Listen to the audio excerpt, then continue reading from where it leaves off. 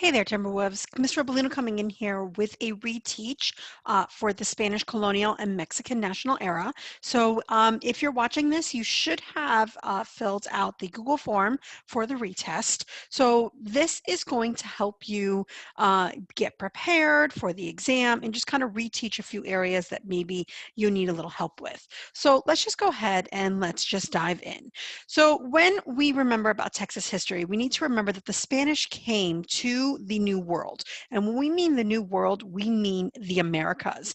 And at this time, the Spanish have really started setting up missions along the Gulf Coast, if you remember Pineda and Cortez and all the other men we learned about in Unit 2, which was the exploration era. We also started to see that the French were also coming in at this time along the Mississippi River, if we think of LaSalle. So the Spanish mission system really started to come up and about because the Spanish wanted to go ahead and kind of protect their land that they claimed as theirs. And they started to move further east towards the Sabine River and the Mississippi River because of French presence in the east. We also started to see that the Spanish decided the best way to go ahead and protect their land was to spread Spanish culture to the natives, along with the spread of Catholicism to the native population. And this was something that we found to be everlasting impact on Texas, and we're going to kind of investigate that as well. So the different types of missions that, if you remember, there were four major ones that you need to remember. So one of them was the San Francisco de los Tejas. This established as a response to the French threat presented by LaSalle's French at Fort St. Louis. So San Francisco de los Tejas was built with the intent to reclaim Texas. So again, bringing back the French area. Next, we have San Jose y San Miguel Aguayo, one of the 5 missions established in San Antonio in 1716. And what we're starting to see is it established San Antonio, even though it suffered loss from disease, it was the most successful of all the Spanish missions, as meaning it was able to go ahead, convert natives, as well as spread Spanish culture. And I do apologize, it's 1718. So the next one is La Bahia. The mission of La Bahia was another attempt to reclaim Texas for Spain. It was built over the ruins of LaSalle settlements. The mission is one of the oldest and most successful. It is not the most successful, but it is another successful one. And then we have San Antonio de Bolero, which is the mission San Antonio, which was established in 1718, along with the other missions that we basically talked about. So some other people that you do need to know about the Spanish missions is these particular people. You have Friar Damien Massenet. He was accompanied by Spanish soldiers to go find LaSalle. If we remember, LaSalle's voyage ended up very poorly, where he was murdered and most of his men died. So he went ahead and he stayed behind to establish a mission among the Caddo Indians of East Texas. This was the first mission in Texas. Then we have Antonio Margil de Jesus. He helped founded the most successful mission in Texas, San Jose y San Miguel Aguayo. And then we have our last one, which is Hidalgo, and he believed that the Spanish should maintain a mission in East Texas to basically preserve it and build up because of the French presence in East Texas. So these are some important people that you are going to have to familiarize yourself with for the retest.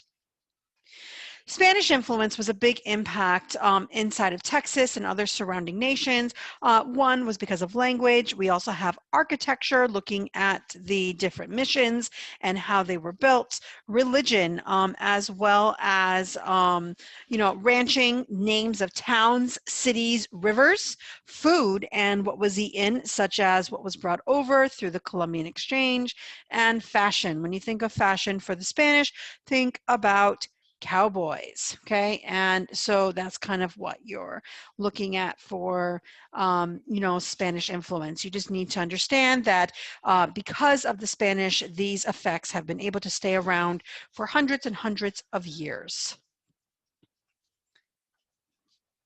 Next is challenges in the Spanish mission. There were issues with disease, geography, meaning the land and the terrain was not exactly very comfortable. Deserts, didn't really have anything kind of set up. Lots of rivers, which can be a good thing and a bad thing depending if you know anything about Texas. There's a lot of floods. And native attacks. Not all the natives were exactly very friendly and wanted to change their culture and change their beliefs. So many of them were forced into slave labor, and they just died of close contact to the Europeans. Now, this was unintentional, and it's not exactly something that they wanted, but some natives were for it, and others were very hostile. We think about the Apaches and the Comanches. They were actually known for attacking these missions. The Louisiana Purchase, this was a huge impact on Spanish Texas because at this time, France has been going back and forth between the Louisiana Territory, which was claimed by LaSalle in the 1500s. So what we start to see is that Spain gets it, and then it goes back to France because of wars going on in Europe. And in the end, Napoleon has this territory and decides last minute that he needs to sell it, get some money for his missions that he wants to accomplish over in Europe, and he sells it to Thomas Jefferson over the United States. This is important because in 1803, the land purchased is from the French and it doubles the size of the United States. Spain is worried about this because they are afraid with it being close up to the US, it could lead to possible wars and to people crossing, the territory that they did not want them to cross to. So this was definitely an issue with the Spanish. So at this time, we know about Moses Austin. Moses Austin is definitely a man who has many ambitions in life. He kind of has this roller coaster ride about his financials, goes through bankruptcy several times and ends up looking for a way to reclaim his wealth by deciding to take an opportunity to go to Spanish Mexico, or I should say Spanish Texas. So at this time, the Spanish want to go ahead and settle Texas because it's going to allow them to get people in there, which will protect them from native attacks from other areas. So this is very important for them, and no one really wants to go. So the best way to do that is to offer, this free land. And he is supposed to be bringing over 300 families, but due to unfortunate circumstances, Moses dies, and he basically asks his son to complete his commission and continue by bringing his dream to life with, these 300 settlers. The Mexican Revolution takes place during this time in 1821. So this is when Mexico gains its independence from Spain. At the same time, Moses got permission from Spain to come. So the rebellion started by, this cry, the Cry of Dolores by Miguel Hidalgo. And basically he is this priest inside of this small city called Dolores, and he basically is tired of the injustices happening inside of Mexico between the Peninulares and the Creoles.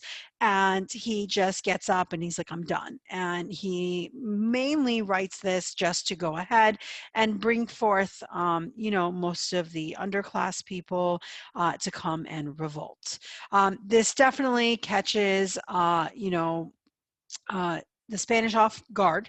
And at this time, there is this gentleman, Jose Gutierrez de Lara. He leads the Republican Army of the North with the help of the United States secretly helping. And he fights these battles, taking over parts of Texas. But eventually, the Spanish decide to go ahead and use full force and take over this army, which is kind of put together very quickly and doesn't have any trained soldiers. So it's militia, and they annihilate them at the Battle of Medina. And the Battle of Medina is important because it is a win for the Spanish, and it slows down the Mexican Revolution at that time for a couple years before they go ahead and they fight, and they win their independence in 1821. So 1821 is an important date to know, along with 1718, because they are dates that are going to show a change inside of the Texas history. So now we see that there is a move of power from the Spanish colonial powers all the way to now the new Mexican national era. Now this becomes a problem because Stephen F. Austin has permission to come and settle in Texas, but under the Spanish rule. But here's the problem. Spain is no longer in control of Texas. So now, of course, Stephen has to go down to Mexico City and try and work his way to basically let these 300 people come.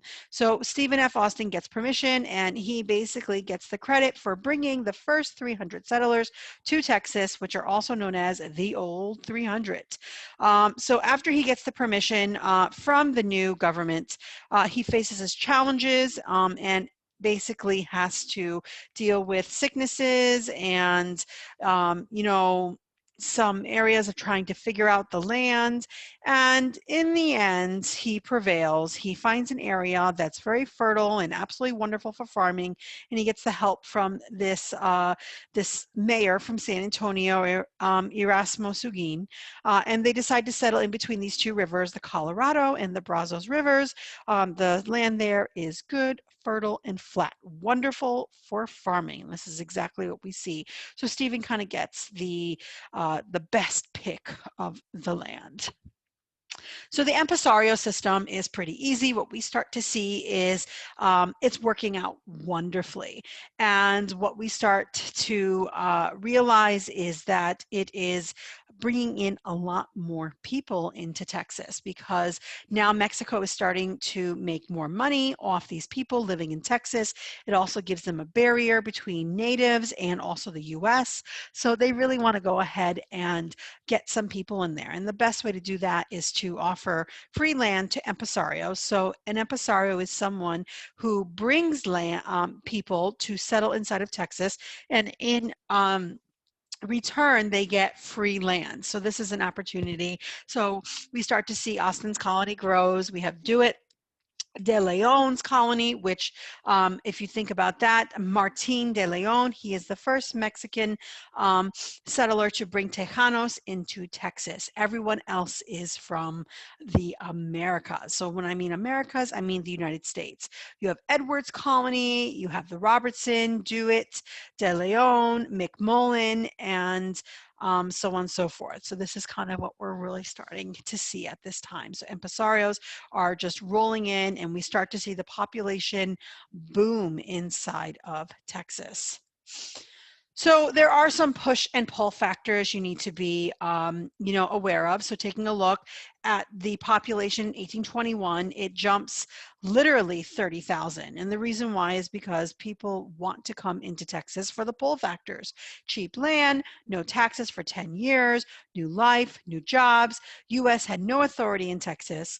We also start to see that there are some push factors of why they're leaving the US, and it's because it's expensive.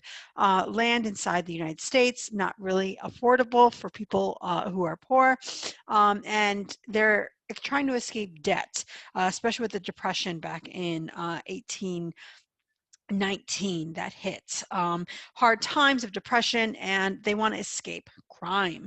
So this is just that opportunity for them to go ahead and start a new life.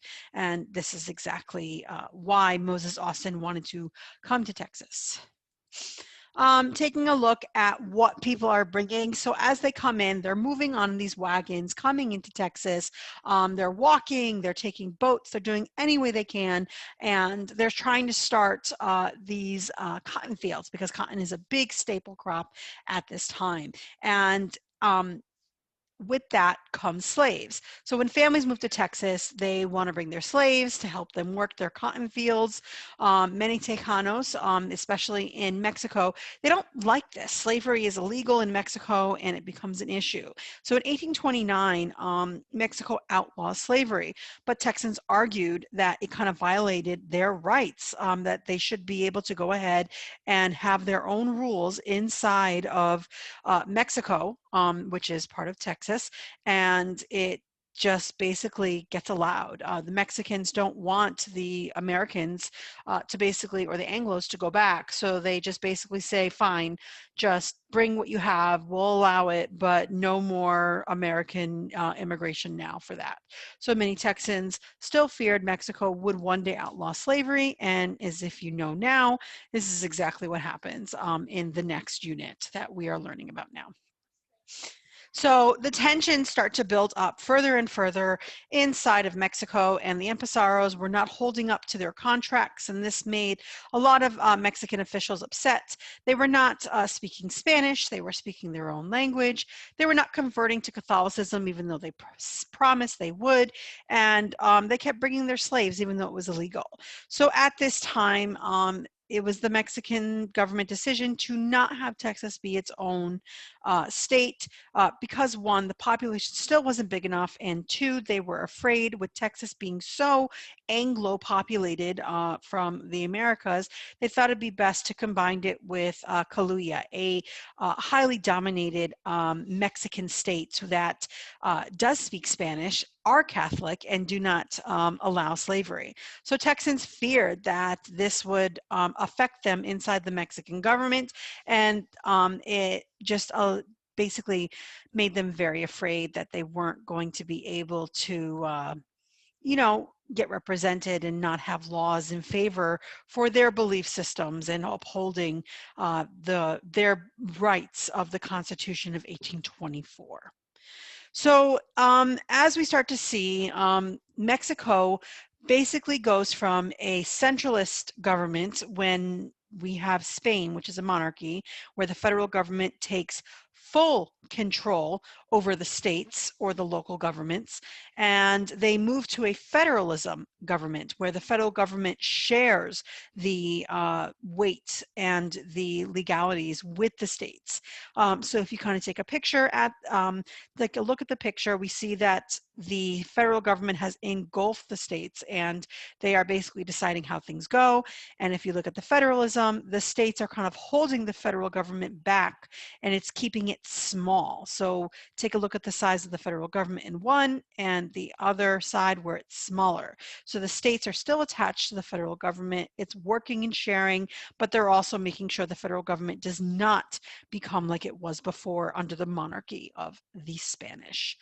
So to make sure that they were able to protect their laws, the Mexican Constitution was drafted in 1824, and we start to see that it's a brand new constitution. Mexico is a new republic where people get to elect their leaders. You have division of powers, so checks and balances, and the Americans supported this. It was a huge win for them, and it really brings in a lot of people into Texas because now they can get cheap land and keep their values of, you know, an American ideology inside of Mexico. So the Constitution of 1824 added a new constitution. Mexico is now a republic where people get to elect their leaders. And again, this power is divided, and we see there's a lot of similarities between the US Constitution and the Mexican Constitution of 1824. So this concludes the reteach for the test. I hope this helps you, and if you still need more help, reference your study guide, which you should be able to have printed and worked on. If you have any questions, just head to tutorials and I'll be there to help you. All right, y'all, I know you're going to do amazing on the next test, but just know I am here for you whenever I can be, and I just want to wish you guys a really good luck. Bye.